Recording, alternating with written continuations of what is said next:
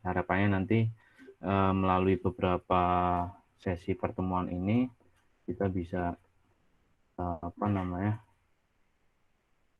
gambaran kira-kira apa sih yang akan kita create sebagai project di mata kuliah ekonomi digital dan kreatif.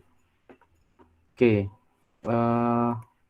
ketika kita berbicara internet atau berbicara ekonomi digital dan kreatif, gitu kan, pasti tentu saja ada teknologi pendukung dan ada pengaruh teknologi di dalamnya. Gitu. Ya, yang pertama sebagai awal kita bahas dulu di sistem komputer. Ya, siapa sih yang saat ini yang sudah atau belum tahu tentang komputer, gitu kan? Saya kira pasti sudah terbiasa dengan komputer ya, atau bahkan laptop ya, atau tablet dan lain sebagainya. Ya. Artinya apa? Bahwa komputer sudah bukan lagi barang mewah ya, berbeda dengan mungkin 7 tahun yang lalu atau 10 tahun yang lalu, di mana komputer masih menjadi sebuah barang yang mewah. Gitu. Tapi untuk saat ini saya kira komputer sudah menjadi bagian dari kehidupan kita masing-masing. Gitu. Ya, jadi kalau kita lihat yang terjadi di dalam komputer itu sendiri, ya, ini setidaknya ada 3 elemen pendukung ya. Yang pertama adalah software, firmware, dan hardware. Ya. Ya, software saya kira ya teman-teman sudah tahu semua ya definisinya. Ya. Software ini aplikasi kan. Ya, aplikasi atau sistem yang sistem operasi gitu kan, itu juga masuk dalam software. Kemudian aplikasi ya, atau perangkat lunak lainnya ya. Kemudian hardware, ini perangkat keras ya, seperti halnya kalau kita pakai mouse, keyboard gitu kan, kemudian monitor dan beberapa perangkat keras lainnya atau hardware lainnya. Kemudian ada brainware. Nah, brainware ini adalah kita semua ya, kita semua atau pengguna pelakunya ya.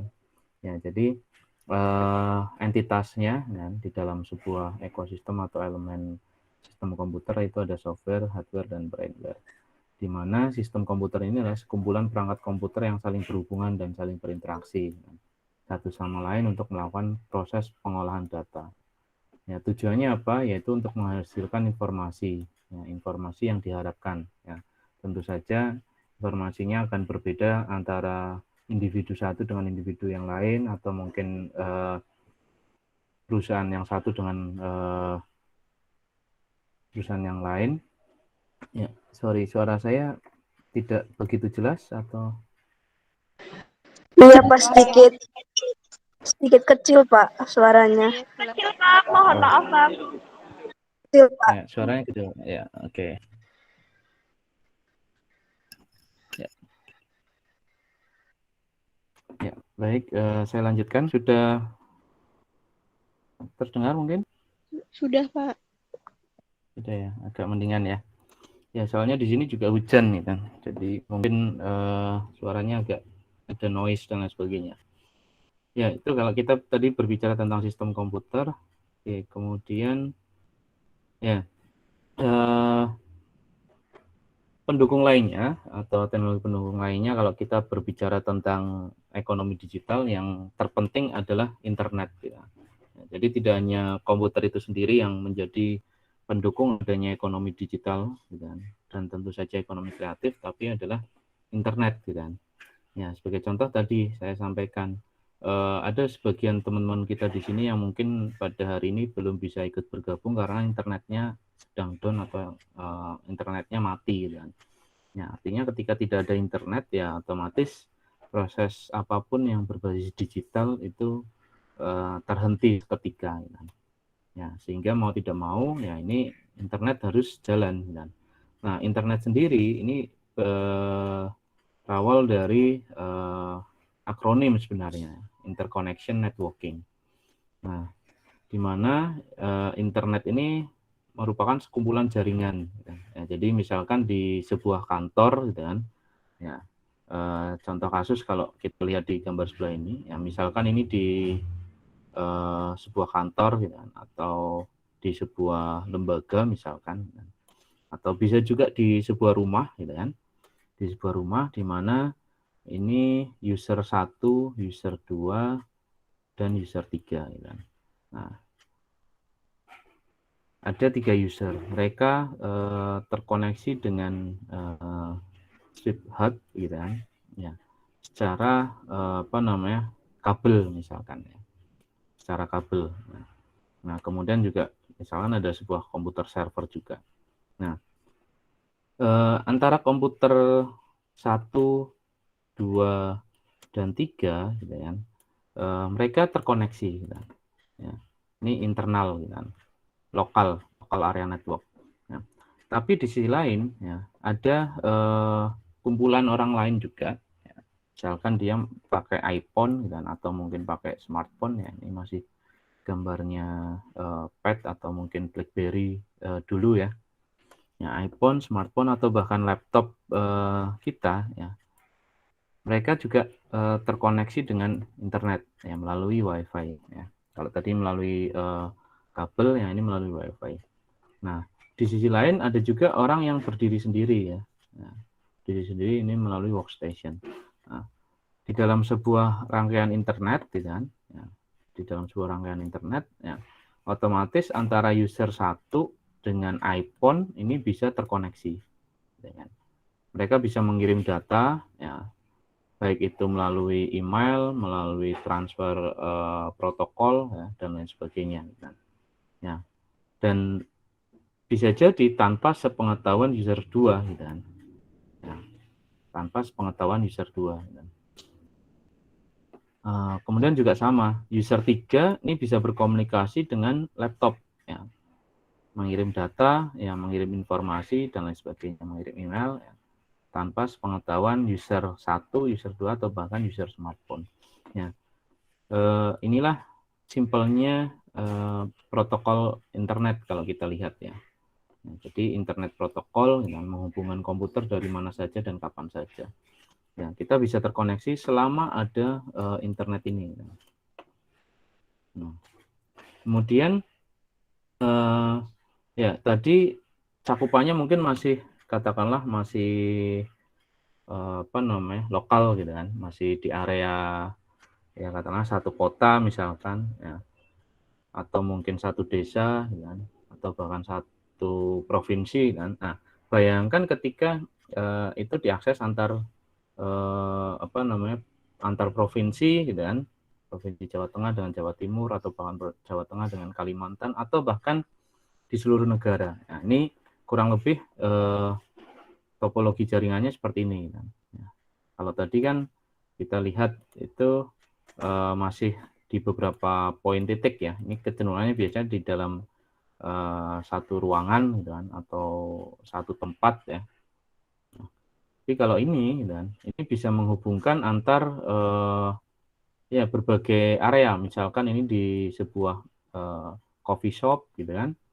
Ini misalkan ada di desa ya, yang ini ada di kota gitu kan. Ya. Sementara yang ini misalkan sedang work from home atau mungkin di luar gitu kan. Ya. Nah, mereka bisa terkoneksi dengan adanya titik poin ya, atau biasanya kita sebut sebagai antena BTS gitu kan, poin gitu kan. Ya, dia bisa terhubung selama ada BTS itu gitu kan. Ya, atau titik-titik poin yang terdekat dengannya. Biasanya ini akan ada jarak khusus jangkauannya ya, sekian ratus kilometer misalkan gitu kan. Ya, jangkauannya, sehingga ketika jauh gitu kan, ya maka otomatis dia tidak akan terkoneksi kan. Selain jarak juga bisa dipengaruhi oleh misalkan adanya pegunungan gitu kan, kemudian adanya tembok misalnya, itu juga sangat berpengaruh sekali kan. Misalnya ini terlalu tinggi ya kan, sementara jangkauannya tidak bisa langsung ya. Ini ketika menggunakan BTS. Kemudian ada juga yang jaringannya ini adalah melalui satelit gitu kan. Satelit atau bahkan kabel bawah laut ya. Tadi dengan jaringan BTS itu kan tidak terjangkau karena jarak misalkan, apalagi di Indonesia negara kepulauan gitu kan. Ya, jarak antara di Semarang dengan Kalimantan tentu saja jauh sekali. Dan ini kalau sekedar pakai apa tiang BTS ya otomatis tidak terjangkau gitu kan. Nah, sehingga ada beberapa jalur-jalur khusus gitu kan. Selain menggunakan satelit gitu kan, itu menggunakan jalur bawah laut gitu kan. Ya, menggunakan jalur-jalur bawah laut gitu kan. Jadi tidak hanya melalui satelit gitu kan, tapi juga jalur-jalur bawah laut. Nah, ini contoh ya beberapa jalur-jalur internet bawah laut gitu kan. Ya, ini banyak sekali jaringan yang bisa diimplementasikan tentunya di sekitar kita ya kan. Ya, baik itu berbasis tadi satelit ya. Nah, kalau satelit berarti otomatis ada pemancar penerimanya ya kan. Ini saya kira gambaran secara umum aja ya. Nah, kalau teknis mungkin ya mohon maaf belum saya bahas gitu kan. Tapi nanti kalau ada pertanyaan silahkan gitu kan. Nah, ini tadi ketika jalurnya terbatas ya tadi antara pulau satu dengan pulau yang lain sehingga dia dibangun melalui jalur-jalur bawah laut gitu kan. Ya, jalur-jalur di bawah laut misalnya antara Jakarta ya ini ke Dumai, Batam, bahkan Singapura gitu kan. Ini juga sama ya Bali dan seterusnya dan seterusnya. Ya, tentu saja dengan seperti ini muncul banyak sekali kelemahan-kelemahan gitu kan. Ya, kelemahan-kelemahan apalagi kalau di bawah laut misalkan ada kerusakan dan sebagainya kan. Ini pernah suatu ketika itu kalau tidak salah di area Jawa itu semuanya internet mati kan ya karena di jalur lautnya ternyata ada gangguan ya. Nah, ini apa namanya? Sangat berpotensi adanya gangguan kan. Ya. Nah, kemudian yang menurut saya proyek yang luar biasa ini adalah SpaceX ya atau apa namanya? Produk gagasan dari ada yang tahu ini siapa? Teman-teman mungkin ada yang tahu? Elon Musk. Ya, betul Elon Musk ya. Ya, betul ini Elon Musk ya. Menurut saya apa namanya? Visioner sekali gitu kan. Selain dengan produknya Tesla yang mobil apa namanya? Autopilot gitu kan bisa nyetir sendiri tanpa supir ya. Dia menggagas adanya SpaceX. Di mana SpaceX ini adalah ya dia menaruh di beberapa titik dengan jangkauan khusus gitu kan itu untuk bisa mengcover internet di seluruh bumi ini gitu kan ya tentu saja dengan ribuan satelit gitu kan ya tentu saja dengan ribuan satelit dibandingkan dengan ini tadi otomatis akan ada kelemahan kekurangannya gitu kan banyak sekali gitu kan terutama ketika negara kepulauan kayak di Indonesia gitu kan ketika jarak ini jauh kalau di bawah laut masih mending gitu kan ditarik kabel bawah laut nggak kelihatan gitu kan. Tapi ketika misalkan di pegunungan ya kan yang sering jadi masalah kan di pegunungan tuh. Ya. Nah, di pegunungan itu ketika dia tidak terjangkau mau pasang BTS investasinya tinggi sementara yang di cover juga belum tentu ya karena kalau pegunungan itu kan tidak rata ya, tidak rata dan kalau mau ngebor gunung juga ya apa namanya saya kira akan sulit sekali gitu kan untuk menanam kabel misalkan dibandingkan dengan kalau di beberapa kota mungkin pakai kabel-kabel fiber optik ya yang ditanam di apa namanya tanah gitu kan. Nah, sehingga si Elon Musk ini menggagas adanya SpaceX gitu kan. Ya, dengan nama Project Starlink gitu kan. Dan ini per Agustus kemarin sudah launching ya. Dan di launching itu ada 1.500 satelit yang mengudara di atas bumi gitu kan. Ya. Namun baru hanya 11 negara yang bisa terkoneksi. Ini versi beta ya. Yaitu di Amerika Serikat, Inggris, Australia, Selandia Baru, dan sebagian Eropa. Ya, sangat mungkin sekali Indonesia sebentar lagi mungkin bisa tercover ya karena Australia sudah. Ya, kalau melihat petanya seperti ini dan poin-poin apa satelitnya seperti ini sangat mungkin sekali Indonesia akan bisa tercover kan. Nah, dan ketika Indonesia tercover ya jelas itu otomatis di beberapa penjuru apa pegunungan dan sebagainya sangat mungkin sekali tetap bisa ada internet gitu. Gitu.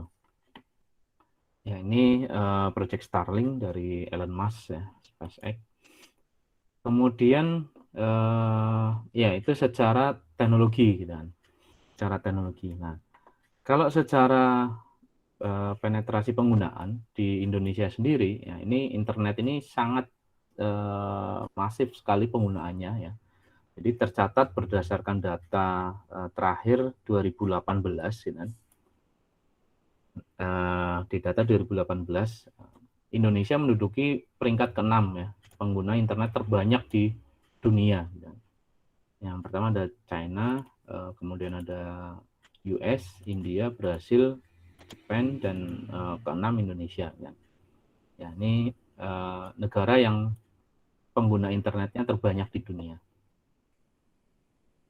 Namun di sisi lain, di sisi lain penggunaan internet di Indonesia memang tinggi, ya. Tapi di sisi lain pendapatan PDB-nya atau gross domestic brutonya malah cenderung jauh di bawah, atau di peringkat 16. Nah, yang pertama ini ada US, China, Jepang, Jerman, UK, France, India, Italia, Brasil, Kanada, dan seterusnya. Ya, Indonesia malah justru di bawah. Ya, jadi istilahnya apa ya, cukup jauh dibandingkan dengan penggunanya itu sendiri. Ya, ada beberapa permasalahan. Ya, ada beberapa permasalahan. Ya seperti yang disampaikan oleh Dubes RI ya untuk Singapura. Jadi di Indonesia memang pengguna internetnya tinggi, pengguna ponselnya juga tinggi, ya. Tapi yang menggunakan ponsel dan internet itu untuk tujuan produktif itu masih sangat rendah. Ya, ini juga pengguna ponsel terbanyak, Ya, Indonesia itu nomor 4, luar biasa sekali kan. Ya, jadi Tiongkok atau Cina yang pertama, kedua India, ketiga Amerika Serikat, keempat itu Indonesia. Ya, ini data terbaru ini 2020 ya, pengguna internet pengguna smartphone terbanyak. Nah, kemudian ya padahal peluang dari ini tentu saja diharapkan sangat tinggi Ya. Jadi PDB-nya Indonesia masih rendah, tapi pengguna internet dan pengguna smartphone tinggi kan bertolak belakang Ya, artinya apa? Indonesia masih sebatas negara konsumtif atau hanya sebagai pasar distribusi saja bukan sebagai produsen Nah, jadi perlu adanya produktivitas khususnya di digital UMKM Nah, seperti yang disampaikan oleh Kemenko Perekonomian ya. Ini UMKM digital yang produktif menjadi kunci utama untuk mendorong percepatan pemulihan ekonomi nasional. Nah, memang tadi PDB kita masih rendah, tapi penggunaan smartphone-nya bahkan tinggi. Bahkan saya kira banyak sekali yang terkadang user perorangan itu pakai smartphone-nya lebih dari satu. Ada yang mungkin punya 2, punya 3. Nah, ini artinya kita masih konsumtifnya masih tinggi. Oke, kemudian kalau kita berbicara tentang ekonomi digital, apa sih ekonomi digital? Ini secara garis besarnya kemarin kita sudah bahas di pertemuan pertama. Pada intinya ekonomi digital adalah aspek ekonomi yang berbasiskan pada pemanfaatan dan pemberdayaan teknologi informasi dan komunikasi digital, khususnya tadi internet. Kemudian transaksi dapat dilakukan tanpa harus bertemu secara langsung antara pasar dengan pelanggan atau penjual dengan pembeli. Ya, ini cukup menarik ekonomi digital, dan saya kira sekarang apapun itu bisa dijual secara digital. Barangnya juga bisa digital, transaksinya bisa digital. Contoh kasus belum lama kemarin saya baru ngobrol dengan beberapa teman saya, ngobrol santai dia bekerja di salah satu dealer motor Nah, ada teman saya bekerja di salah satu dealer motor.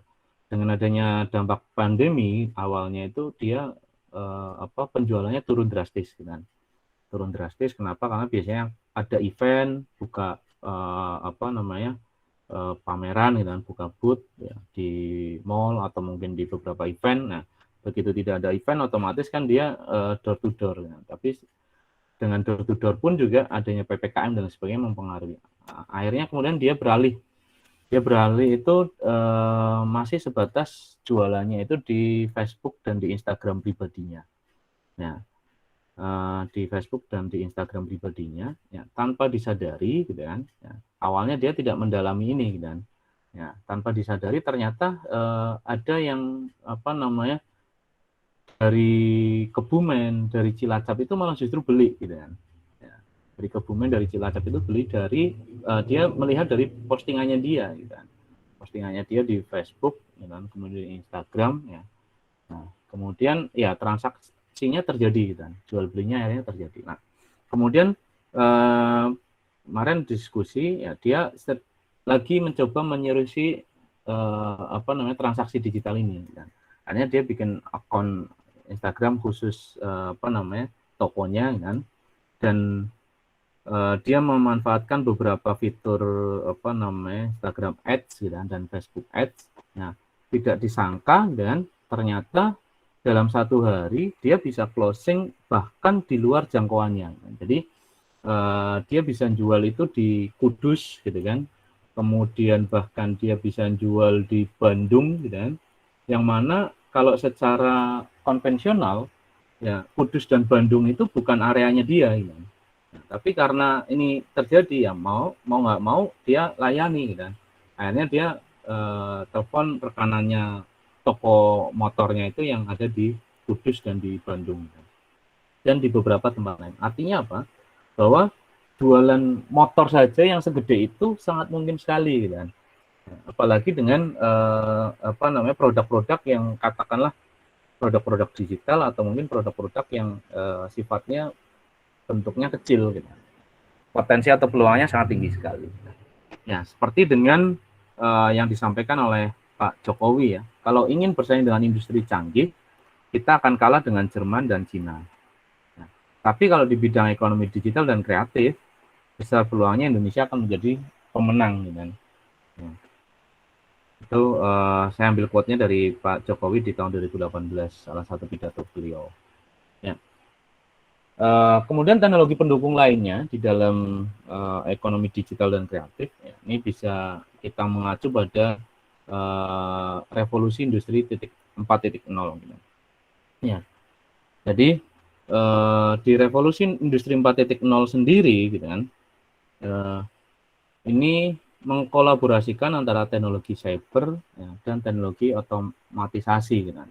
Konsepnya ya ini ya bisa dibilang tanpa memerlukan tenaga kerja manusia kan. Saat ini dan mengurangi atau bahkan apa namanya mengubah ya, yang awalnya tenaga kerja manusia menjadi kerja berbasis robot atau bahkan berbasis komputer. Contohnya Internet of Things. Ya, nanti beberapa contoh contohnya kita bahas. Ada Internet of Things, Big Data, Augmented Reality, Cyber Security, Artificial Intelligence, Additive Manufacturing, Simulation, System Integration, dan Cloud Computing. Kita bahas satu persatu. Oke, yang pertama IoT. Nah, ini selain secara teoritis, saya juga beberapa contohnya adalah apa namanya contoh-contoh karya apa namanya ekonomi digital karya anak bangsa ya, karya dari Indonesia ini saya jadikan contoh. Yang pertama adalah IoT atau Internet of Things. Ya, ini memiliki kemampuan untuk mentransfer data melalui jaringan tanpa memerlukan interaksi manusia. Contoh misalnya gini, ini ada e-fishery gitu kan. Ada e-fishery ini biasanya orang atau petani tambak gitu kan, atau pembenih ikan gitu kan. Ya, dia akan memberi makan di jam-jam tertentu, misalnya pagi, kemudian siang menjelang sore, dan malam. Gitu kan. Ya. Kalau tambaknya jauh atau kolamnya jauh, ya maka tidak mau pasti dia akan datang ke kolam, gitu kan. Dia akan datang ke kolam atau bahkan menggaji tukangnya untuk ngasih makan ikan, gitu kan. Ya. Kemudian mungkin permasalahan lain ketika tukangnya tidak bisa datang, ya dia harus mencari penggantinya, gitu kan. Mencari penggantinya lah melalui e-fishery ini, gitu kan. ya maka kita bisa menjadwalkan ya, kapan ikan ini dikasih makan. Ya. Misalnya di katakanlah jam 7 pagi, secara otomatis kita tinggal masukkan data saja jam 7 pagi, nanti akan ditebar pakannya. Ya, dia ditebar. Ya. Kemudian jam 12 siang juga sama, kemudian jam malam juga sama. Nah, kemudian fitur lainnya juga bisa mengontrol kandungan pH air, gitu kan. Ya, kandungan pH air, misalkan airnya terlalu keruh, ya, atau airnya pH-nya terlalu tinggi, gitu kan, sehingga ikannya mabuk, ya, dan seterusnya dan seterusnya. Nah, sehingga pada saat ikan airnya keruh akan ada notis pesan dan untuk segera bisa diganti airnya. Nah, contoh lain misalkan ada ini rata-rata di bidang perikanan, kemudian ini juga di perkebunan ya. Ini untuk mengukur lahan dan ya untuk mengukur lahan tracking ya. Biasanya untuk mengukur lahan itu ketika misalkan kita punya tanah nih di suatu tempat, kan. Nah, kemudian pengen tahu tanah itu luasnya berapa hektar, berapa meter persegi, dan nah, ini melalui tagging lahan, ya, HARA namanya. Ya. Ini kita bisa mengetahui dengan mudah. Ya. Kemudian ada lagi Clue, gitu kan. Nah, Clue ini di Jakarta ya. Jadi bisa memantau kondisi perkotaan dari banjir, kemudian kemacetan, ya, polusi udara, ya, dan seterusnya dan seterusnya. Itu untuk Internet of Things. Kemudian big data. Nah, ini menarik kalau kita berbicara big data ya, di mana big data ini adalah data yang sifatnya besar, ya volumenya besar dan terstruktur maupun data tidak terstruktur. Ya. Data terstruktur itu gimana? Ya, atau data tidak terstruktur itu seperti apa? Ya, data terstruktur ini data yang jelas susunannya. Contoh misalnya di sebuah perguruan tinggi. Di sebuah perguruan tinggi pasti punya data dong. Gitu. Nah, data antar perguruan tinggi itu bisa diambil ke Dikti atau mungkin di Kementerian Agama ya kalau di UIN. Ya, ini bisa diambil. Diambilnya dengan tentu saja dengan mudah dengan adanya big data terstruktur. Ya, kenapa kok terstruktur? Pasti antara perguruan tinggi satu dengan perguruan tinggi yang lain sifatnya sama. Misalkan antara UIN Purwokerto dengan katakanlah UIN Jogja. Data mahasiswa ya sama, nama, name gitu kan, alamat, nomor WhatsApp, email, nama orang tua, ya prodinya apa, jumlah SKS yang sudah diambil berapa, IPK-nya berapa dan seterusnya dan seterusnya. Cenderungannya sama gitu kan. Ya, ini data terstruktur kan. Kalaupun berbeda ya paling hanya satu file atau satu tabel gitu kan. Ya, tapi kalau data tidak terstruktur, ini adalah data-data yang banyak bertebaran di internet gitu. Misalkan komen di Instagram gitu. Atau mungkin komen di sosial media gitu. Atau mungkin komen di channel YouTube dan lain sebagainya. Nah, ini data tidak terstruktur. Tapi kedua data tersebut baik yang terstruktur maupun tidak terstruktur itu bisa diolah gitu kan. Ya, kalau terstruktur jelas bisa diolah. Nah, misalkan bisa membuat rata-rata berapa sih mahasiswa rata-rata total di UIN Purwokerto selama dalam 1 tahun. Oh, ketemu misalnya per tahunnya ada 7.000 mahasiswa aktif misalnya. Kemudian di UIN Jogja berapa rata-rata per tahunnya? Oh, ternyata UIN Jogja 10.000 mahasiswa.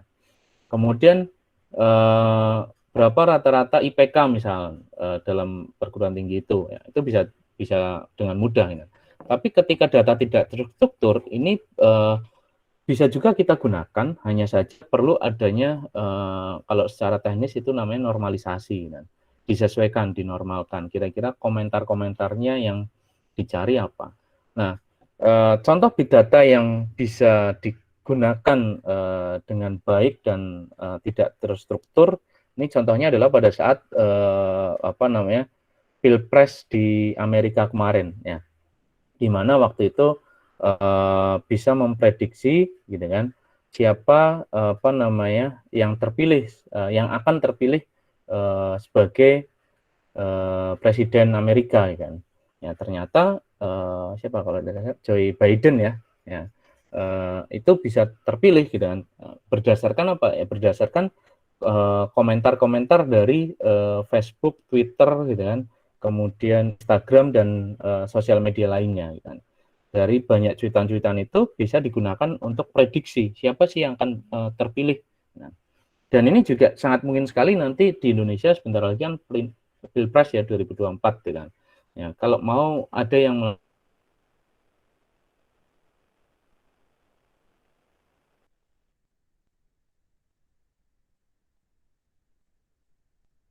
cenderungannya banyak manipulasi dan apalagi lembaga-lembaga survei yang katakanlah swasta yang mungkin didanai oleh segelintir orang gitu. Tapi kalau berbasisnya sosial media itu sangat mungkin sekali cenderung akan relate gitu kan, dengan kondisi. Nah, kemudian yang miris lagi di Indonesia gitu, adalah ya kita sudah punya yang namanya IKTP gitu. Ya, sebenarnya ketika IKTP ini bisa kita gunakan dengan baik, ya, big data ini sudah terjalin. Ya. Walaupun tentu saja akan ada kerentanan data. Ya. Contoh kemarin data BPJS yang bocor, data Presiden Jokowi yang bocor, kemudian sempat juga data Tokopedia yang bocor. Ya. Kerentanan big data itu pasti akan ada. Ya. Nah, tapi dibandingkan dengan ya konvensional, ini tentu saja akan repot sendiri gitu.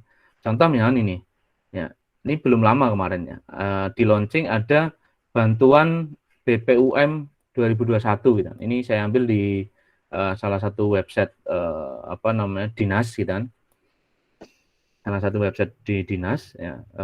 Syaratnya untuk bisa dapat BPUM adalah ya harus ada fotokopi KTP, fotokopi KK, fotokopi ya kan, nomor HP dan lainnya. Nah, ini secara detail harus datang ke kantornya dan secara fisik gitu kan.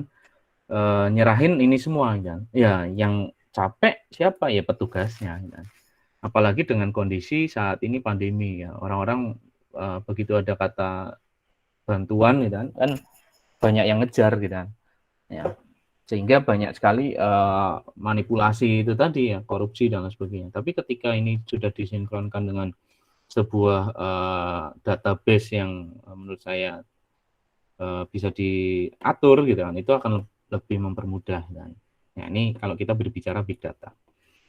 Oke, kemudian yang ketiga adalah augmented reality. Apa sih augmented reality? Ya, jadi AR atau augmented reality adalah teknologi yang menggabungkan benda maya dua dimensi ataupun tiga dimensi ke dalam sebuah lingkungan nyata. Ya, lalu memproyeksikan benda-benda maya tersebut dalam waktu yang nyata. Ya, ya, augmented reality ini sudah mulai banyak digunakan, ya, baik dalam pendidikan atau mungkin bahkan untuk game ya, lebih banyak game dan juga entertain atau hiburan.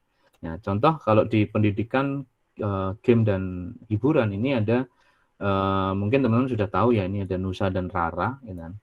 Ya, ini ada semacam permainannya dan biasanya ada di beberapa produk susu ya. Kemarin saya coba nyari di produk susu, tapi kebetulan yang saat ini lagi dikerjasamakan itu adalah karakter Boboiboy ya. Jadi karakter dari Malaysia sehingga tidak saya ambil karena base-nya dari Indonesia ya. Ini contohnya Nusa Rara ya. Kemudian atau juga kartu yang di-scan muncul objeknya apa namanya Tugu Jogja ya. Nah, jadi ini ada sekumpulan kartu ya. Apa namanya bentuk-bentuk apa maskot ini atau ciri khas dari tiap-tiap kota ini. Kalau di Jogja ada Tugu Jogja, Surabaya ada Tugu apa Baya gitu kan. Kemudian kalau misalkan di Banyumas mungkin ada apa namanya patung gada gitu kan. Nah, dan lain sebagainya gitu kan. Nah, ini sangat peluang sekali, nah, termasuk ini salah satu buku yang pernah saya tulis ya. Nah, ini mobile augmented reality berbasis cloud computing. Gitu. Ini waktu itu saya coba nulis buku di mana ini bisa diimplementasikan ke berbagai macam objek, ya, termasuk media cetak, ya koran, gitu kan. Nah, koran kan sekarang sudah mulai ditinggalkan, gitu, ya, sehingga untuk bisa menarik orang tetap membaca koran, gitu kan, ada konten augmented reality-nya atau bahkan e-commerce. Ya. E-commerce misalkan kita beli baju gitu kan. Kalau online itu kan kadang cuma lihat gambarnya. Nah, kita pengen lihat ini bajunya cocok nggak sih gitu kan. Nah, itu bisa menggunakan teknologi augmented reality sehingga kita mencoba bajunya secara visual gitu kan. Ya, oh ternyata warnanya cocok gitu kan. Ya, atau biasanya augmented reality ini cenderung banyak digunakan itu di filter Instagram saat ini. Ya, misalnya pakai kacamata gitu kan, kemudian pakai hidung kelinci ya, kemudian mukanya berubah menjadi kuda dan lain sebagainya. Itu bagian dari augmented reality. Gitu. Ini sudah mulai banyak digunakan. Gitu. Kemudian teknologi berikutnya yaitu cyber security. Gitu. Nah, cyber security ini bisa dibilang sangat penting saat ini. Gitu. Upaya untuk melindungi informasi dari adanya cyber attack. Gitu. Nah, jadi semua tindakan yang dilakukan untuk mengganggu kerahasiaan, integritas, dan ketersediaan informasi. Ya. Nah, ini di era digital saat ini menjadi prospek yang sangat tinggi dan untuk cyber security dan ini contohnya ada cyber army dan jadi crowdsourcing ya, cyber security di Indonesia. Ya, jadi kalau misalkan teman-teman merasa ada gangguan itu bisa mereportkannya ke cyber army ya. Bentuknya apapun termasuk pencurian data dan atau penyalahgunaan nomor WhatsApp dan kadang kan sering ya nomor WhatsApp kita tahu-tahu disadap orang gitu kan. Nah, tahu-tahu temennya di WA minta ngaku-ngaku gitu kan butuh uang gitu kan atau mungkin ATM-nya sedang keblokir minta ditransfer gitu kan dan lain sebagainya dan lain sebagainya. Nah, atau bisa juga aduan konten gitu kan. Misalkan kita melihat ada website-website yang mengandung sara misalkan unsur sara, ras atau mungkin pornografi ya kita bisa laporkan ke aduan konten.id. Termasuk juga misalkan cyberbullying gitu kan atau ini tadi integritas ya mencemarkan nama baik ya dan lain sebagainya. Kemudian AI atau artificial intelligence. Ya. AI ini juga teknologi yang menarik saya kira ya, yang bisa diimplementasikan di berbagai macam sektor usaha gitu kan. Ya, jadi merupakan sebuah teknologi komputer atau mesin yang memiliki kecerdasan layaknya manusia atau artificial intelligence, ya, kecerdasan buatan. Ya, kemampuannya mempelajari data, ya. Kemudian semakin data yang diterima semakin banyak dan dianalisis, maka semakin baik pula AI-nya, ya, untuk membuat prediksi. Nah, ini juga layanan AI untuk UMKM sudah cukup banyak. Ini ada Halosis, ya. Halosis ini ya menggabungkan beberapa layanan chat menjadi satu platform ya. Contoh misalnya kita mau jualan kita kan kadang platform untuk chatnya hanya terbatas di WhatsApp ya. Padahal sekarang banyak juga pengguna Telegram ada juga pengguna Line atau mungkin Facebook Messenger gitu. Nah sehingga dia gabungkan menjadi satu nih chat platform gitu. Jadi konsumen mau ngechat dari Facebook konsumen mau ngechat dari WhatsApp, mau dari Telegram, dari manapun, itu langsung masuk ya ke akun Halosis gitu kan. Ya, langsung masuk gitu kan. Ya, jadi sekarang kan customer service online itu juga bagian dari pekerjaan gitu kan. Nah, ini terkait revolusi industri 4.0. Memang ada bagian-bagian lain yang akan hilang sebagai pekerjaan. Ya, contoh tukang parkir. Ya, tukang parkir di salah satu mall, ya, 2-3 tahun yang lalu itu masih ada, kan, jagain tiket, kemudian bayar, gitu kan. Sekarang sudah mulai hilang, ya. Kalau teman-teman terakhir datang ke mall, itu cukup mencet tombol, kartunya keluar. Nah, paling nanti bayarnya ada orangnya di pas pintu keluar, gitu kan. Nah, tapi bahkan juga ada yang tanpa petugas, ya, cukup gesek kartu, gitu kan. Ya, cukup gesek kartu, layaknya di pintu tol. Ya. Nah, pintu tol itu sekarang hampir 90% tol di Indonesia itu sudah tidak ada petugas pembayaran layanan tol, gitu kan. Semuanya berbasis e-money, gitu kan. Ya, berbasis e-money. Gitu kan. Ya, jadi di beberapa sektor pekerjaan memang hilang. Tadi tukang parkir, penjaga pintu tol, ya kan, dan beberapa pekerjaan lainnya. Tapi di sisi lain muncul pekerjaan-pekerjaan baru. Contohnya itu tadi digital customer service, gitu kan. Ya, digital customer service. Ya, walaupun ini semua bisa membantu dalam menjawab secara instan. Ya. Biasanya kan kadang kita chat WhatsApp gitu kan, mau tanya harganya, langsung by system ya. Selamat siang Kak, ada yang bisa dibantu, mohon ajukan pertanyaan dan lain sebagainya. Ada chatbotnya. Ya, tapi tetap butuh yang namanya human untuk bisa berinteraksi gitu. Ya, jadi apa namanya? Ya, ada muncul pekerjaan-pekerjaan baru. Gitu. Ini menggabungkan salah satu chat platform ya tadi di Halosis. Kemudian juga mengintegrasikan marketplace gitu. Jadi mau istilahnya satu kali posting jualan gitu. Misalnya kita punya toko di Bukalapak, punya toko di Shopee, di Lazada, Blibli dan lain sebagainya gitu kan. Nah, kalau ngepost satu-satu kan capek ya. Nah, melalui Halosis gitu kan, satu posting semuanya muncul gitu kan. Baik di Bukalapak, baik di Tokopedia, baik di Shopee, Blibli dan lain sebagainya. Nah, gitu. Jadi ini salah satu implementasi dari artificial intelligence khususnya di UMKM. Kemudian next, oh ya ini masih di AI juga ya. Contoh implementasi lainnya banyak ya. Dan yang saya contohkan itu ada tadi Halosis, ini produk Indonesia. Ya, kemudian ada Big Box Kios ya. Gain atau Gine gitu kan. Ini juga sama apa namanya? Dibuat oleh startup Indonesia gitu kan. Ya.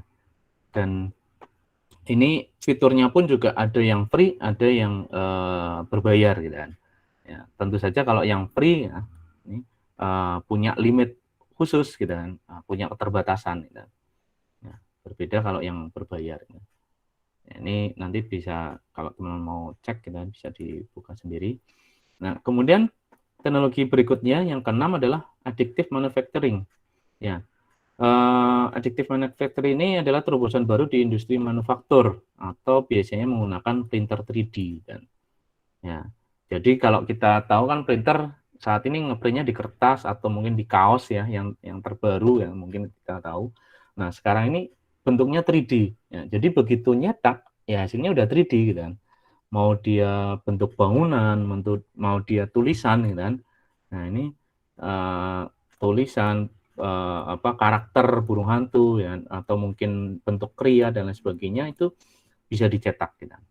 Ya, ini beberapa layanan dari Indonesia, bahkan alatnya pun juga diciptakan dari Indonesia. Ini ada 3dprint.id sama ini hasil karya dari UGM Jogja. Ya, ini hasil karya dari UGM Jogja, ini mesin 3D-nya. Ya. Ya, ini artinya bahwa Indonesia sangat berpotensi sekali, kan. Tapi memang tadi angka produktivitasnya masih rendah. Nah, ini tantangan bagi kita semua, khususnya teman-teman sebagai mahasiswa agen perubahan bangsa kan. Nah, sehingga besar harapan saya nanti dari mata kuliah ini adalah muncul suatu ide-ide baru, gagasan-gagasan baru dalam ekonomi digital. Ya, sehingga besar harapan saya produk-produk yang teman-teman usulkan di mata kuliah ini ya produk-produk yang benar-benar terbarukan. Bukan hanya sekedar reseller, bukan hanya sekedar dropship ya dan lain sebagainya. Saya tidak sedang memandang sebelah mata, ya banyak para pelaku dropship, reseller yang sukses juga banyak gitu. Nah, tapi apa namanya kesuksesan mereka ya bukan karena faktor dari orang tersebut. Nah, contoh misalnya gini, saya jualan Rabani, kerudung ya, nah, teman-teman tahu ya, khususnya yang cewek. Saya jualan kerudung Rabani. Saya bisa dapat untung banyak, bisa dapat untung besar, ya bukan karena saya yang jualan semata-mata, tapi karena merek besarnya Rabani, kan? Karena merek besarnya Rabani, kan? Yo Rabani udah punya nama, saya tinggal buka akun di marketplace, buka akun di sosial media, orang sudah percaya gitu kan. Ya. Jadi tidak semata-mata karena saya, tapi berbeda kasus ketika gini, teman-teman di sekitar teman-teman misalkan ada banyak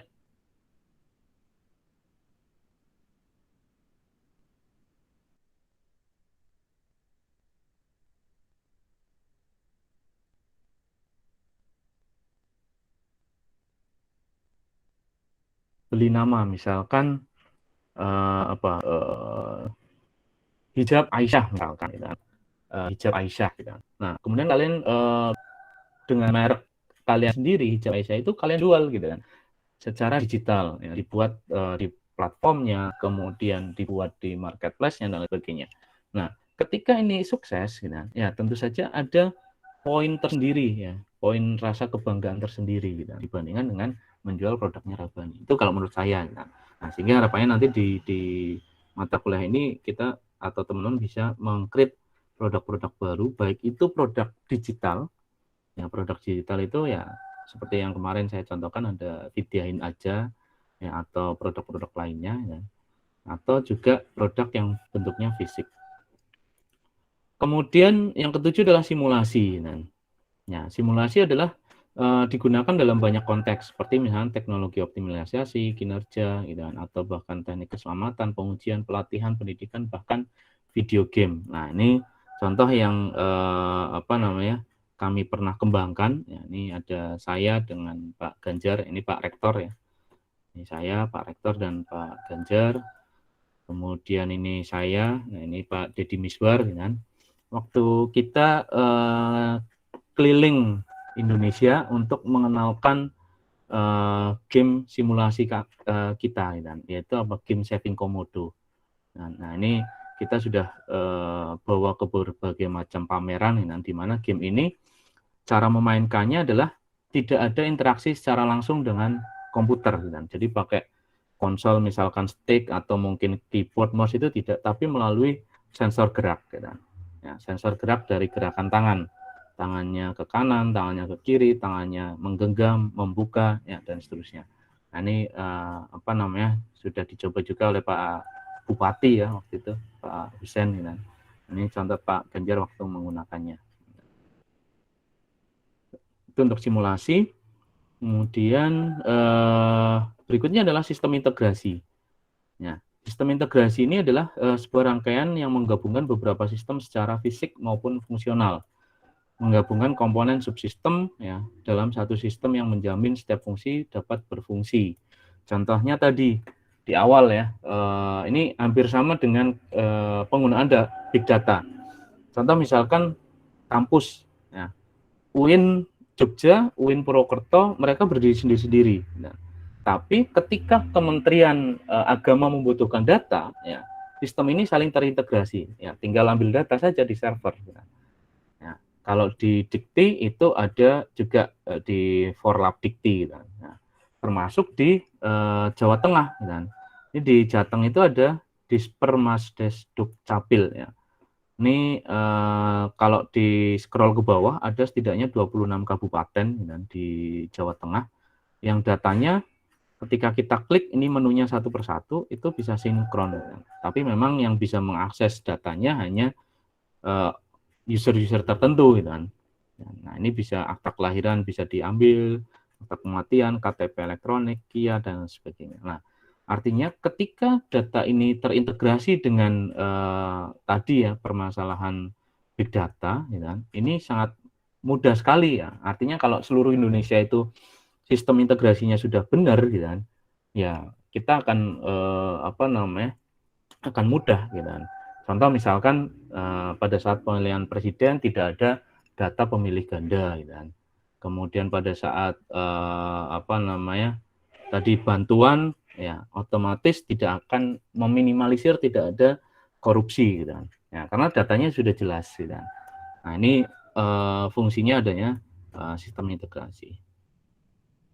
Ya, kemudian yang ke-9 ini adalah cloud computing atau komputasi awan, ya, teknologi yang menjadikan internet sebagai pusat pengelolaan data dan aplikasi, gitu kan.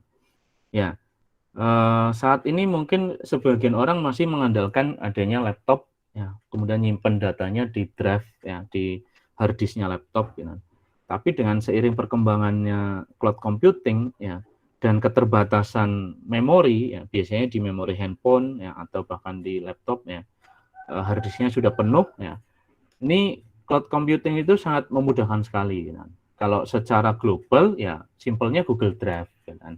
Secara global, simpelnya Google Drive. Atau bahkan kalau kita pakai smartphone tertentu kayak Asus itu punya Asus Drive, Samsung juga sama punya Samsung Drive gitu kan.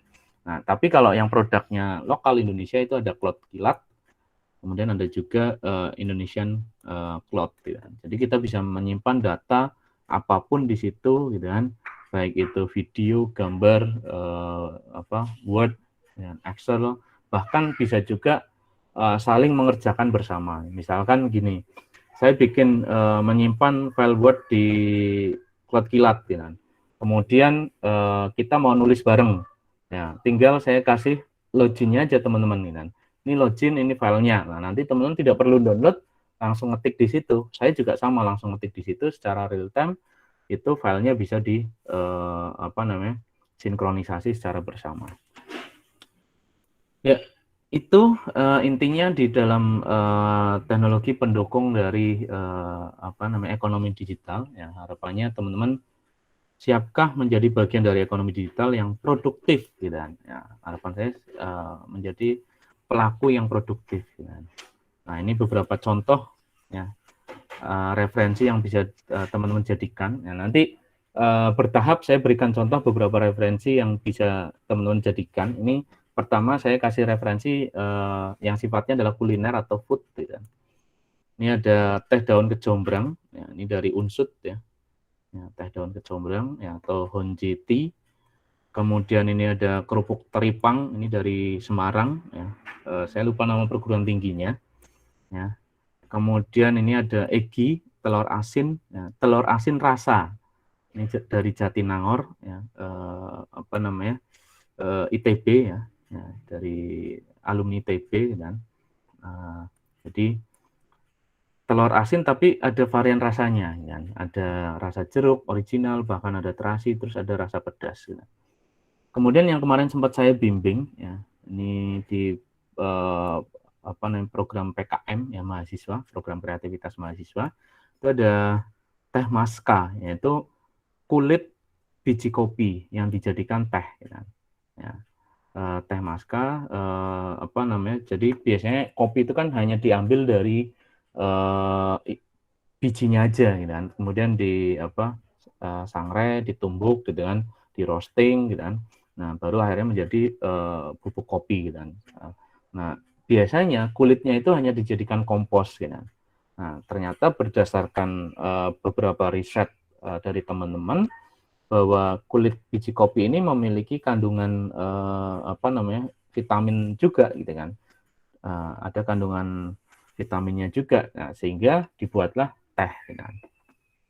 Teh maska. Nah, ini beberapa contoh referensi yang tentunya bisa dijadikan teman-teman untuk final project ya. Tapi sekali lagi bukan sekedar pada makanan atau produk fisik gitu kan. Bisa saja nanti produk-produk secara digital gitu.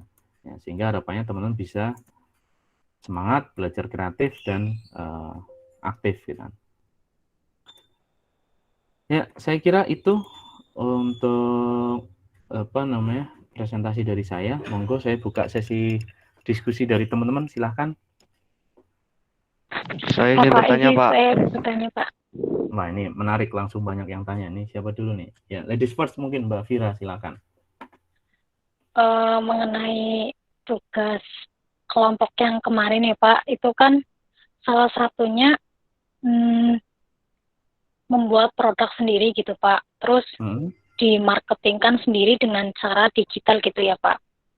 Nah, kalau misalnya kita ambil produk mentahan itu misalnya opak gitu, di sebuah daerah itu kan ada mayoritas penduduknya membuat opak gitu, Pak. Tapi kan opak mentahan. Nah, dari kita kan nggak mungkin kalau membuat produk dari nol, benar-benar nol sampai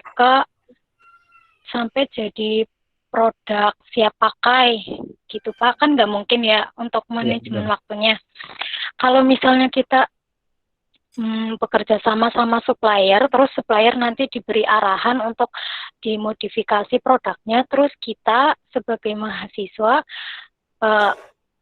terutama kelompok saya, itu baru memasarkan dengan cara digital, ekonomi digital kayak gini, gimana Pak? Ya, Boleh, nggak apa-apa Bisa Mbak nggak, Vira. Pak? Bisa. Ya, jadi kita tetap membuat nama brand sendiri, Pak. Iya, betul. Bisa. Jadi yang saya tadi contohkan kan hijab ya. Nah, ini sama halnya opak ya, nggak masalah. Jadi teman-teman merebrand dari opak yang sudah ada, kan? Misalkan awalnya opak itu hanya dibungkus katakanlah plastik biasa, kemudian namanya mereknya cuma print-printan fotokopi ya, biasanya kan seperti itu ya. Kemudian dibungkusnya strapless gitu kan. Nah, kalian rebrand dengan branding baru gitu kan. Misalkan yang tadinya opak menjadi opak milenial misalkan gitu kan. Jadi nama kalian tambahin nama opak milenial. Nah, kemudian packagingnya kalian percantik gitu kan. Nah, packagingnya kalian percantik ya. Jadi enggak usah dari goreng opaknya itu enggak gitu kan. Tapi opak yang sudah ada kalian rebrand gitu kan, branding ulang. Nah, kemudian packagingnya juga dibuat yang menarik. Kan sekarang banyak ya yang jual packaging siap jadi dan tinggal kita print sendiri atau mungkin kita tempel stiker khusus gitu kan, yang sehingga packagingnya lebih menarik gitu. Nah, dan Terima tentu kasih saja, Pak jawabannya, Pak. iya, ya, mungkin saya tambahkan sedikit. Nah, dan yang terpenting adalah itu tadi cara jualannya yang secara digital. Gitu. Ya, jadi penjualan kreatifnya sudah dapat tadi dari merebrand, ya, jualan kreatifnya sudah dapat, tinggal jualan secara digitalnya.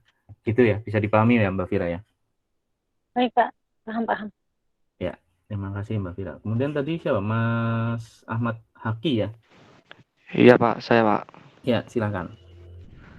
Ya Pak, sebelumnya saya ingin bertanya mengenai materi yang tadi itu berkaitan dengan sistem keamanan yang ada di internet Pak. Karena yang saya ketahui untuk sekarang ini ya Pak, misalnya seseorang yang sudah mempunyai follower atau pengikut yang banyak itu kan suatu aset ya Pak.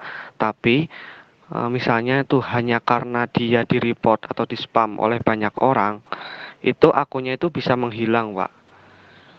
Misalnya contohnya nih Pak, kayak di TikTok itu kan banyak ya karena di-report, jadi akunnya itu hilang. Itu bagaimana sih Pak seharusnya, maksudnya sistem keamanan itu emang di internet itu benar-benar sangat mudah untuk diretas atau seharusnya itu bagaimana Pak kalau misalnya itu terjadi seperti itu? Terima kasih Pak. Ya, memang internet itu memang apa namanya ya abu-abu ya. Artinya abu-abu itu sangat bias sekali. Ini pertanyaan yang menarik ya Mas Hakiki. Artinya gini, ketika ya kalau kita misalnya punya sebuah akun itu kemudian di-report demikian banyak oleh orang ya, dan kecenderungannya ini pun juga biasanya banyak juga yang bahkan membuka jasa itu sebagai buzzer gitu. Kita tahu ya, bahkan pernah diulas waktu itu kan di kalau nggak salah di salah satu acara televisi dan bahwa mereka membuka layanan buzzer gitu kan. Kenapa? Karena itu juga potensial bisnisnya tinggi gitu kan. Karena dari YouTube, dari TikTok, dari Instagram gitu kan, mereka akan memblokir salah satu akun itu biasanya dari banyaknya report atau laporan gitu kan.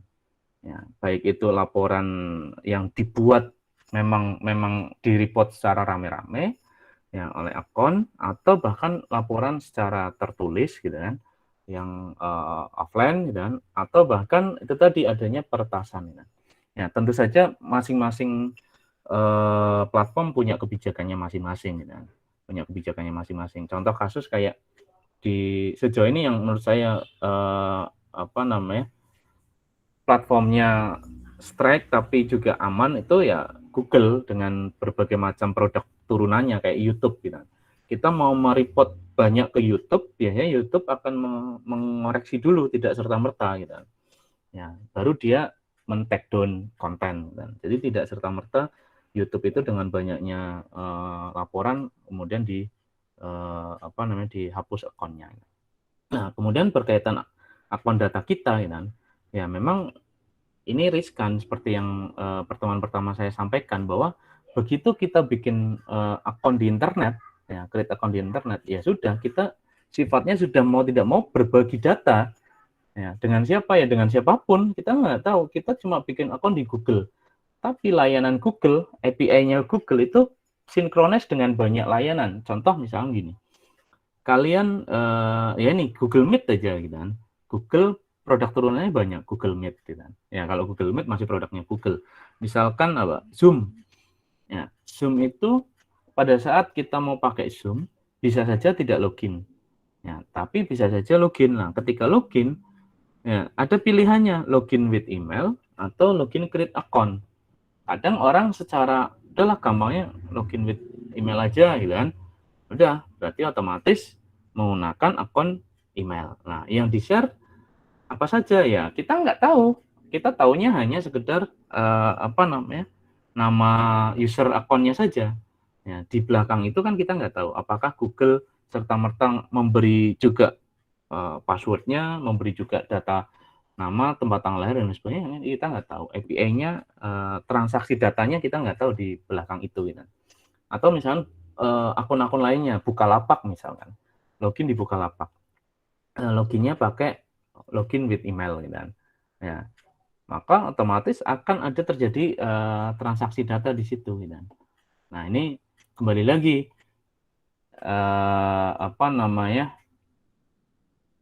Ya kita harus berhati-hati dan juga harus care terhadap akun-akun kita. Contoh misalnya ya simpelnya kita pakai username password ya yang unik-unik gitu kan. Misalkan pakai kolaborasi huruf besar, kemudian angka, simbol, ya. Kemudian kalau perlu kita ganti passwordnya setiap periodik dengan sebulan sekali, 2 bulan sekali, atau bahkan tiap bulan gitu kan. Nah itu beberapa tips triknya seperti itu. Ya. Saya pernah waktu itu di salah satu perusahaan retail gitu kan, ya perusahaan retail dan kebetulan waktu itu saya sebagai tenaga IT-nya, gitu kan, walaupun tidak lama di sana ya, kurang lebih sekitar 6 bulan gitu kan, ya. Tapi di sana itu data penyimpanan username dan passwordnya itu strike sekali gitu kan. Ya, jadi password itu ganti setiap hari.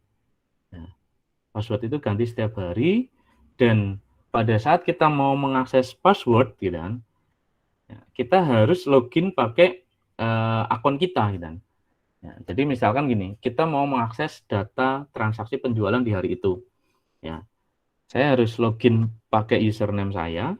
Kemudian untuk membuka database-nya transaksi penjualan ini di hari itu ya passwordnya setiap hari berubah. Nah, saya harus request dulu. Nah, saya harus request. Nah, kemudian setelah request baru dibuatkan password secara generik oleh sistem. Ya, secara generik oleh sistem di-create password baru. Nah, di hari yang sama, dan ketika orang lain mengakses, passwordnya akan beda lagi, gitu. Ya, itu menurut saya sejauh ini perusahaan yang pernah saya istilahnya saya bergabung, salah satunya yang care sama data itu gitu. Ya, jadi passwordnya itu setiap orang ketika merequest pasti akan generate-nya berbeda-beda.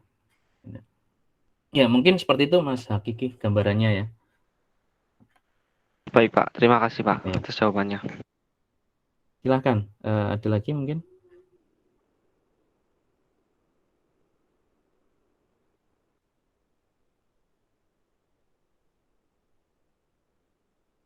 Dari yang lain mungkin silahkan.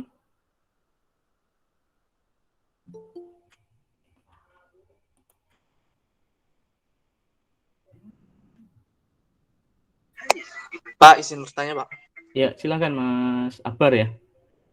Ya, kalau semisal berjualan produk-produk seperti jasa desain, terus jasa pembuatan animasi gitu, bisa apa nggak ya, Pak?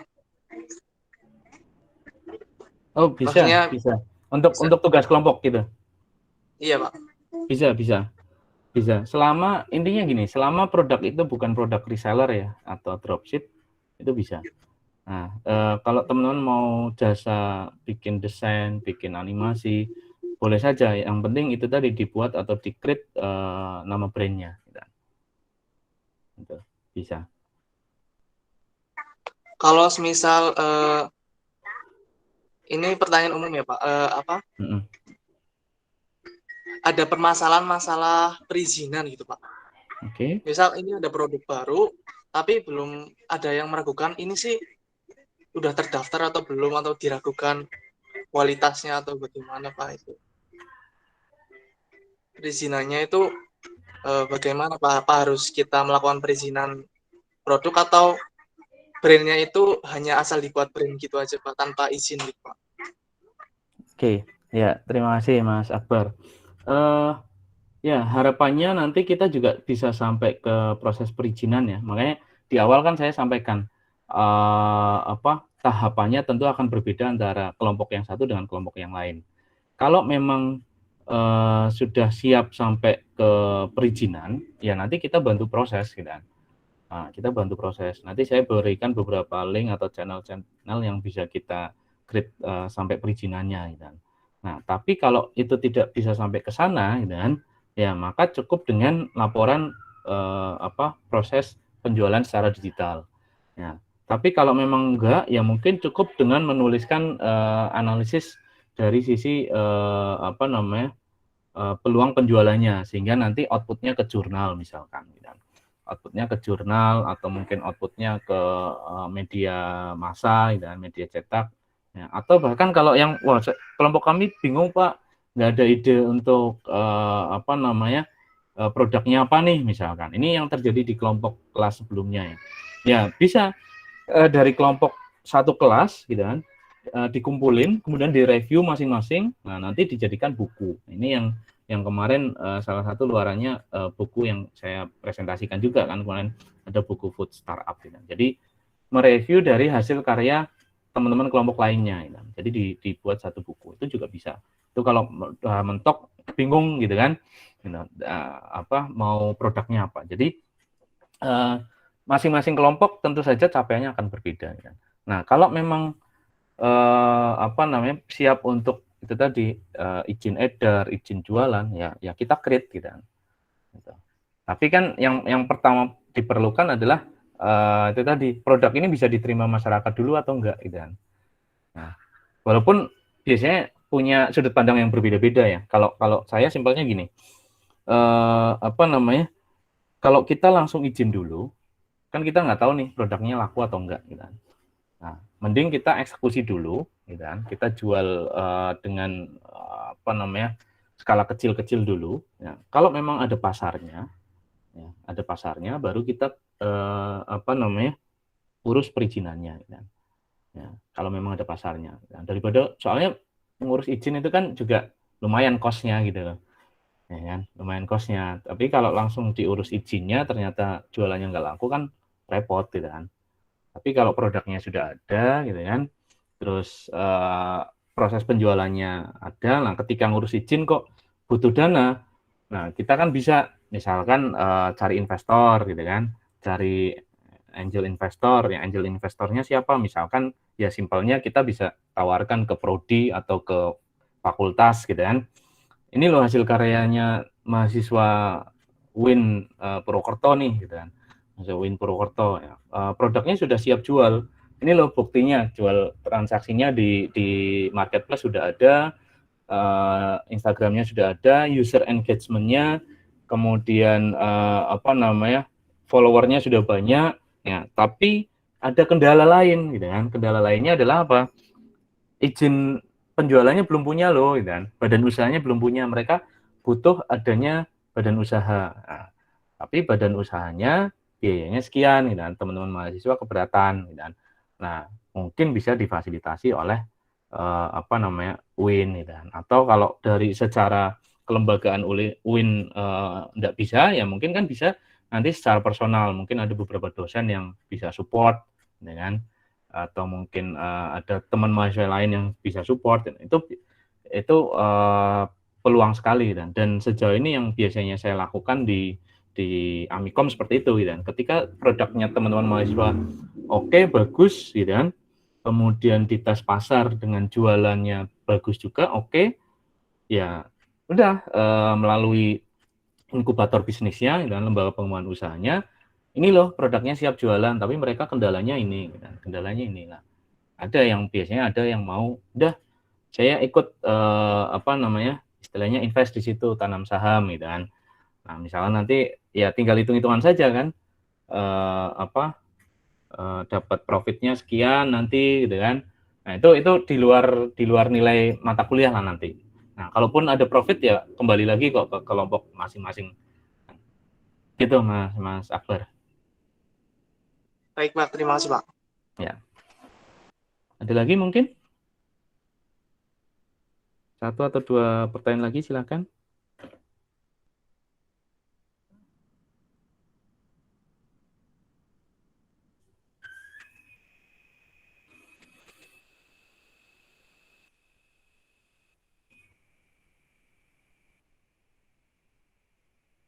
Silakan. Satu atau dua pertanyaan lagi. Ya, selamat datang Mbak Desi ya. Ini terlambat, enggak apa-apa Mbak Desi. Jangan lupa presensi.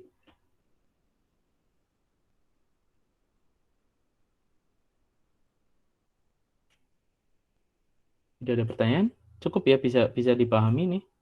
Khususnya untuk kelompok ya. Jadi harapan saya kelompoknya sudah di-create, tidak? Sudah di-create, sudah dibentuk. Nah, mulai dipikirkan nih kira-kira mau apa. Kalau Mas Akbar misalnya mau jualan animasi, jualan desain juga boleh, gitu kan. Tinggal dibikin konsepnya seperti apa, gitu kan. Nah, juga bisa. Dan saya kira banyak referensi juga, kan. Banyak referensi juga yang di internet yang membuka jasa seperti itu. Mungkin yang perlu disiasati ya, atau mungkin tidak saya anjurkan adalah ketika teman-teman tidak hanya reseller tadi ya. Kalau reseller jelas itu tidak saya anjurkan, reseller atau dropshipper, sama ini jualan pulsa gitu ya, jualan pulsa atau mungkin paket game gitu kan. Itu juga tidak saya referensikan gitu kan. Ya, tidak saya referensikan. Ya, kenapa? Itu juga sama. Ya memang jualan pulsa pasti gitu kan, pasti untung gitu kan. Satu transaksi dengan 1.500 gitu kan, pasti untung. Tapi ya harapan kita di sini adalah bukan semata-mata ada proses jual beli ya. Bukan semata-mata ada proses jual beli, karena ini levelnya kan teman-teman sudah level mahasiswa ya. Harapannya meng-create suatu ekosistem bisnis baru gitu kan. Ya, meng-create ekosistem bisnis baru. Contoh kasus misalnya gini. Kemarin ada yang sempat tanya saya ya, saya lupa kelas ini atau bukan. Pak, saya mau buka jasanya adalah jasa transfer gitu kan. Tapi jasa transfernya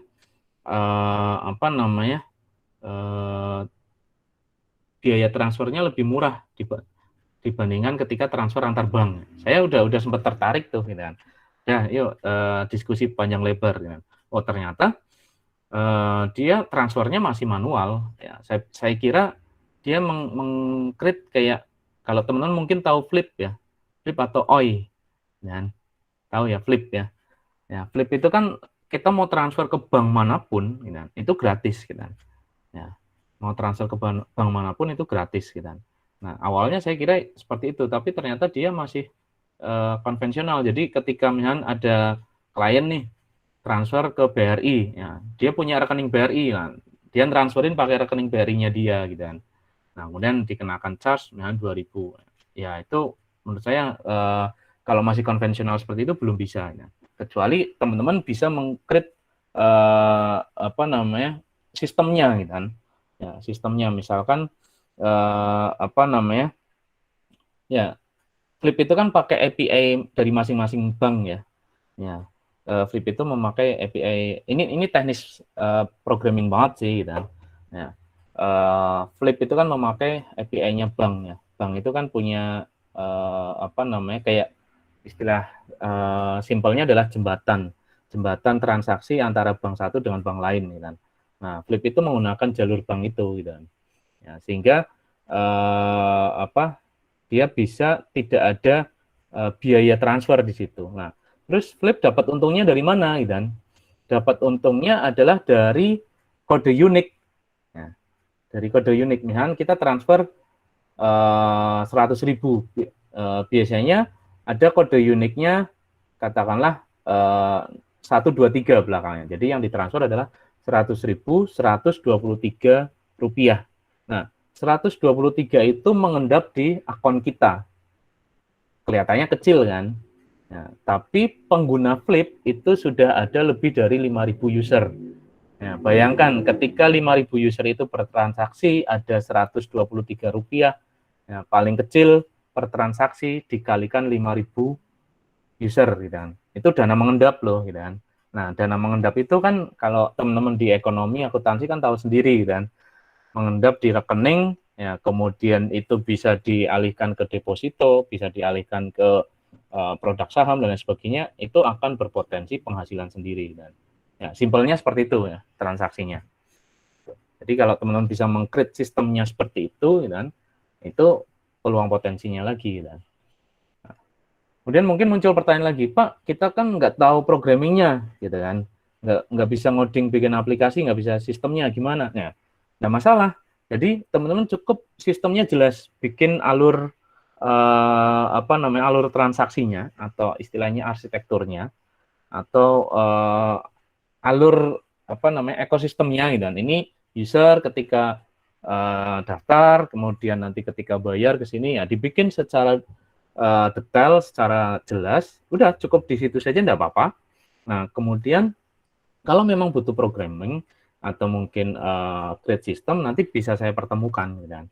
Saya bisa pertemukan kalau kiranya oh ini ternyata sistemnya simple pakai CMS atau mungkin pakai web-web yang tersedia di internet, it's okay, bisa di-create. Nah, tapi kalau ternyata sistemnya ribet, nah nanti saya bisa pertemukan dengan tim atau kelompok lain yang ya misalkan kalau butuhnya teknis programming, saya bisa pertemukan dengan mahasiswa Amikom misalkan. Jadi nanti besar harapan saya nanti kolaborasi terjalin. Nah, kolaborasi terjalin di sini karena sifatnya sekarang adalah kolaborasi, bukan lagi kompetisi gitu kan.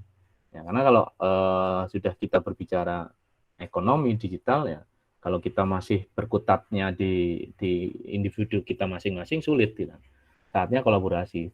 Sama di teman-teman Amikom pun secara teknis dia bisa, tapi ketika menghitung nilai jual ekonomisnya berapa, ini yang kadang mereka belum bisa gitu kan. Ya, menghitung profit table-nya berapa gitu kan. Ya, mereka hanya simple biaya dasar aja, misalnya biaya produknya katakanlah dia meng-create biaya produksinya 10.000, dia pengen untung 1.000 maka dia jual 11.000 gitu kan. Ya, tapi kan bisnis proses nggak hanya sekedar itu gitu kan. Ya, apalagi kalau kita berbicara digital. Gojek contohnya. Dan Gojek itu siapa sih yang mau ngojek dari rumah saya ke UIN itu jaraknya 20 km. Ya, tukang ojek mana yang mau dibayar 10.000 coba bayangkan gitu kan. Ya. Tapi orang taunya di sistem itu 10.000, tapi yang dibayarkan ke drivernya kan lebih dari 10.000 gitu kan. Nah, terus Gojek dapat untungnya dari mana? Nah, itu tadi, untungnya adalah dari sistem bisnis proses yang ada di belakangnya. Kan. Penggunanya yang banyak, gitu kan. Kemudian GoPay-nya yang mengendap. Ya, kan? Ya, kita punya GoPay 100.000, ya tahunya kan kita uangnya aman, gitu kan. Tapi secara fisik uangnya kan kita nggak tahu. Tapi memang secara angkanya kan ada, gitu kan. Tapi secara uangnya kan di balik layar ya itu sudah menjadi miliknya Gojek gitu kan, menjadi miliknya GoPay. Ya, mereka yang memproses uang itu sebagai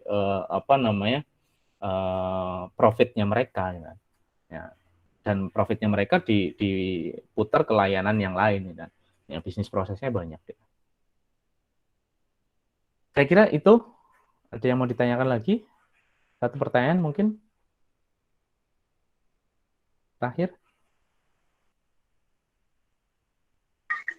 Saya lagi boleh, Pak? Iya, boleh, silakan Mas Akbar. Kalau kita membuat website dari CMS atau HTML itu kita kan harus membeli domain atau hosting ya, Pak? Iya, benar apa betul. enggak, Pak? Betul. Nah, itu belinya di mana dan harganya itu berapa, Pak? Oh, kalau itu relatif sih Mas. Ada yang saya share screen dulu.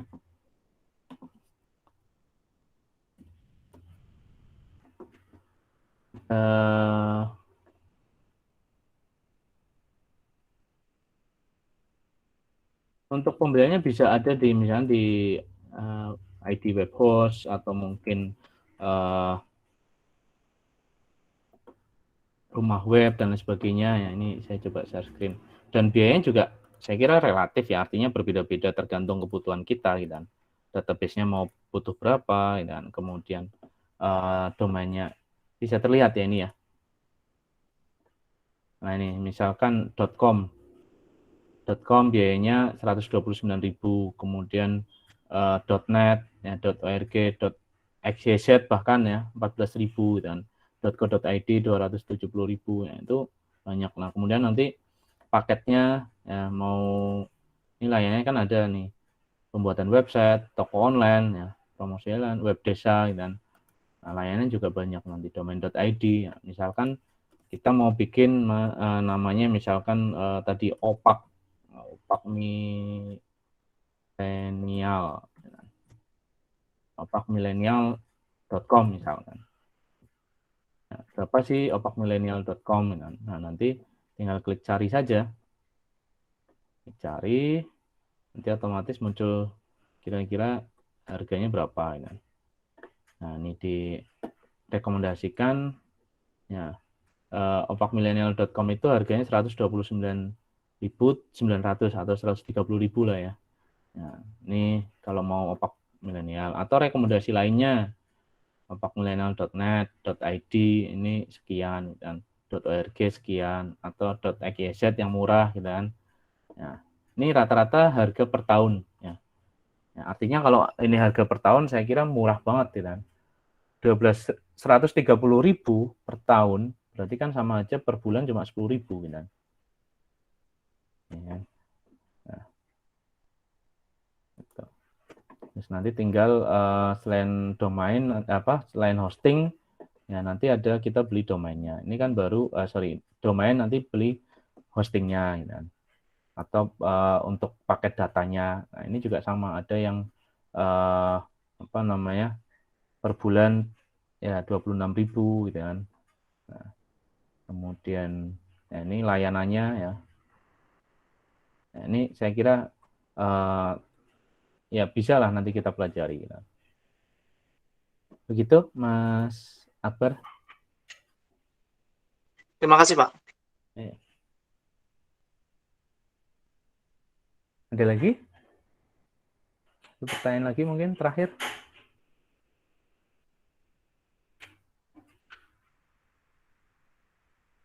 Nggak ada? Ya. Baik, kalau nggak ada, saya kira sementara kita cukupkan ya. Kalau tidak ada, ya jangan lupa untuk presensi ya. Presensinya jangan lupa untuk diisi, kemudian materi saya kira sudah bisa diunduh ya untuk dipelajari lagi. Baik, kalau tidak ada pertanyaan, saya kira kita cukupkan dulu sampai di sini. Kurang lebihnya saya mohon maaf. Semoga bermanfaat, tetap jaga kesehatan ya. Semoga apa yang kita lakukan selalu mendapatkan keberkahan. Amin, amin ya rabbal alamin. Baik, saya akhiri dulu. Akhir kata, wassalamualaikum warahmatullahi wabarakatuh. Waalaikumsalam warahmatullahi wabarakatuh. Terima kasih Pak. Terima kasih, Pak. Terima kasih Pak. Terima kasih, Pak. Ya, sama-sama.